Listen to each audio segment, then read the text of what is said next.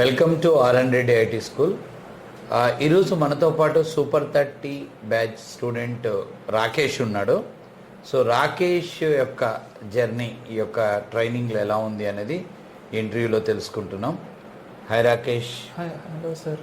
Yeah, so simple ఒక brief introduction about your education.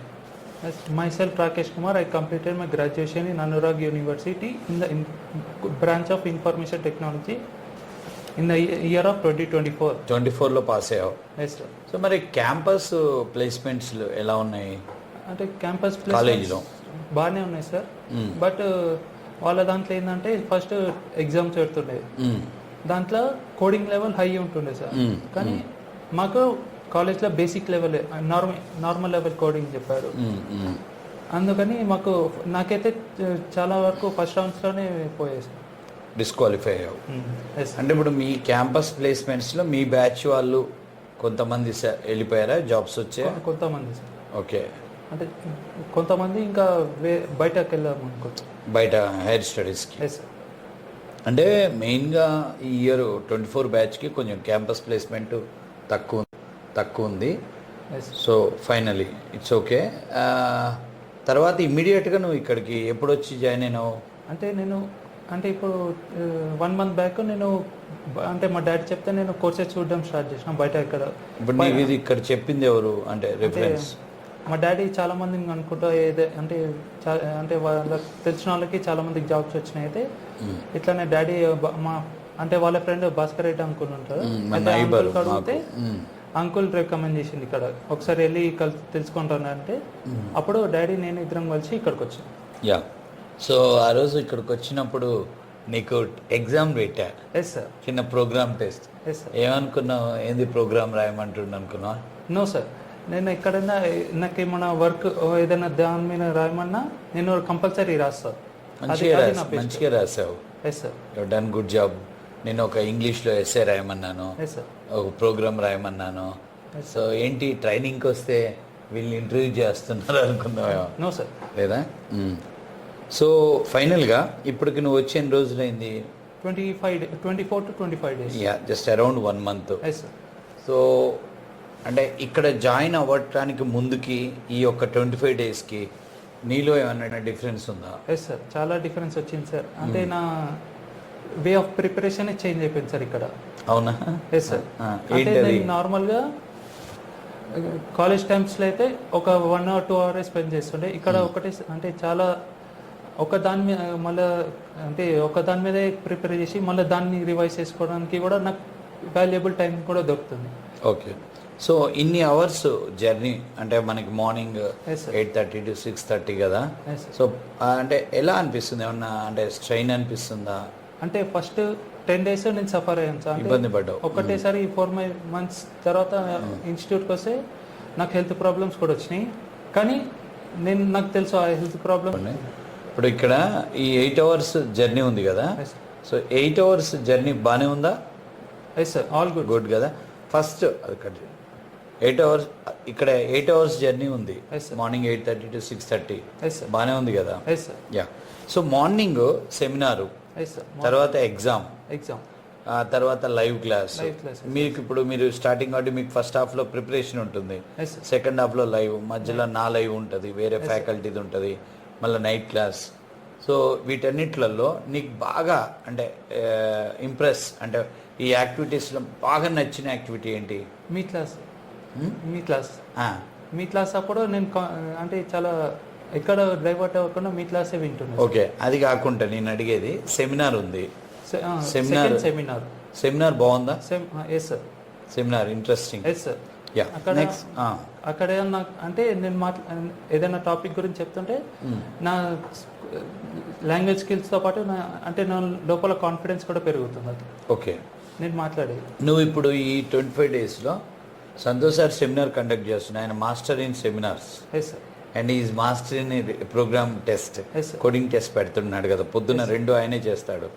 So అందులో నువ్వు ఈ 25 daysలో ఎన్నిసార్లు సెమినార్ అటెండ్ అయ్యావు? Seminars 20 times. Good, very good. So నీ యొక్క అంటే నువ్వు డిఫాల్ట్గా కొంచెం అంటే ఇంట్రావర్ట్ కొద్దిగా, సో అందులో నుంచి బయటకు వస్తున్నట్టుందా? Yes sir, yes sir. కొంచెం కొంచెం నాకు అంటే నేను బయట ఎక్స్ప్లోర్ అవుతున్నా అని నాకు కొంచెం అనిపిస్తుంది. Good. So it's the 25 days of your journey. You attended 20 seminars in institute. So it is helping to you come out of that. Yes or no? Yes sir. Yeah.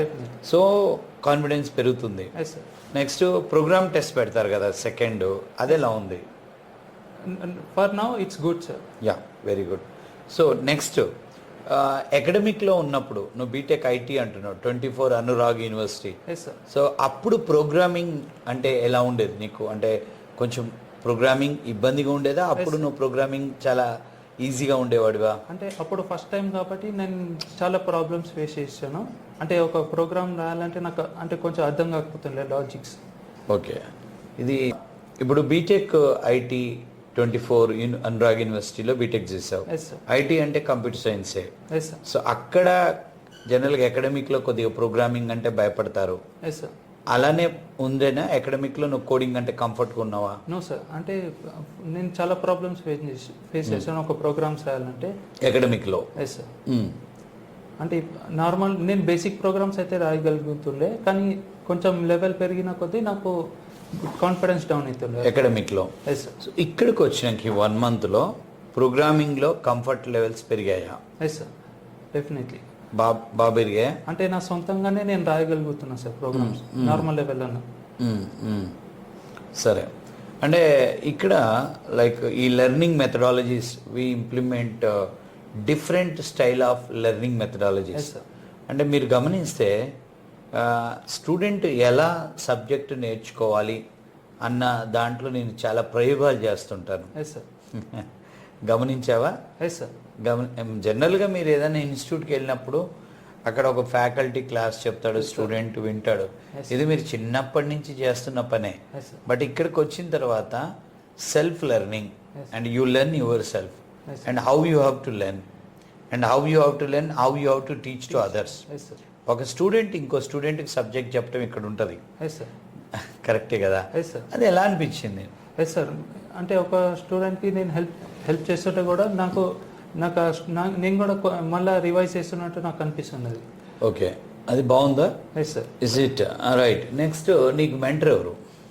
నాకు ఫస్ట్లో గోపి అన్న ఉండే. గోపి ఉండే. నువ్వు ఇప్పుడు ఎవరికైనా జాయిన్ అయినప్పుడు జనరల్గా మన మెంటర్షిప్ కాన్సెప్ట్ ఉంటుంది కదా, నీకు మెంటర్ ఎవరు? గోపి అన్న. Gopi mentor. Next you also work as a mentor for others, try to start. ఇప్పుడు ఎందుకంటే జనరల్గా ఫస్ట్ ఒక 1 month వరకు నువ్వు మెంటర్షిప్ ఎవరికైనా తీసుకుంటావు. ఇప్పటి నుంచి నువ్వు కొత్తగా వచ్చిన వాళ్ళకి మెంటర్గా వర్క్ చేయి. అండ్ అది చాలా హెల్ప్ అవుద్ది. నువ్వు బాగా టీచ్ చేయి అందరికి. Teach to others.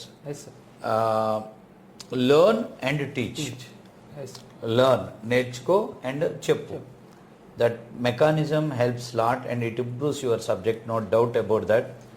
నెక్స్ట్ ఇక్కడ మనకి ఈ మాక్ ఇంటర్వ్యూస్, మాక్ ఉంటుంది సెమినార్ తర్వాత. మాక్ ఎలా అనిపిస్తుంది? Like I have attended 1 or 2 mock interviews, but I first 2 times I made the mistakes, but I know how to learn from the mistakes. Yeah. So I started preparing from the mistakes. Next, programming learning ఉంది కదా. So I have given my classes to you. Yes, you are listening C#. Yes sir. So ఇప్పటి వరకు నువ్వు C# learning. Yes sir. Simultaneously you are learning bit ASP.NET. No sir. Did you started? No.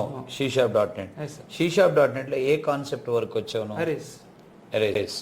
So you didn't start ASP? No sir. No, you have started bit SQL. SQL yes sir. SQL A topic వరకు వెళ్ళావు? Topic name? Floats. Data types. Data types yes sir. Okay. So C#.NET లో arrays వరకు వెళ్ళావంటే you completed loops also. Yes sir. You done loops also. Yes sir.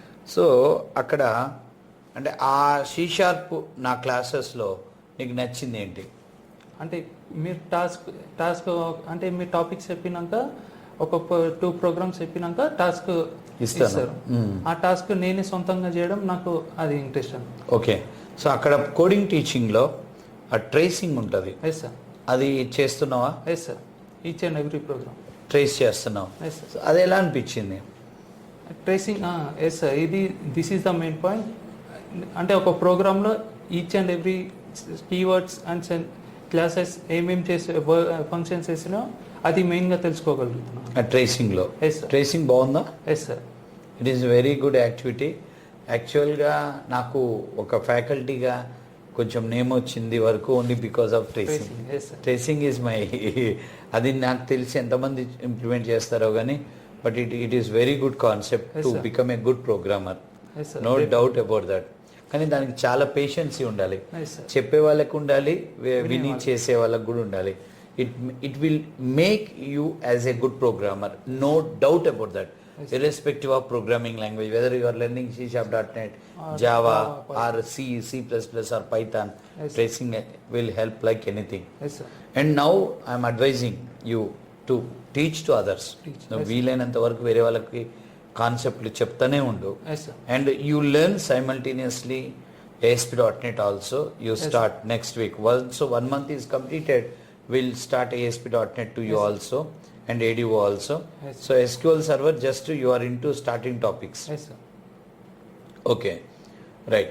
Next, ఓవరాల్గా నువ్వు ఇప్పుడు ఈ వచ్చిన 25 డేస్లో ఏమైనా హాలిడేస్ తీసుకున్నావా?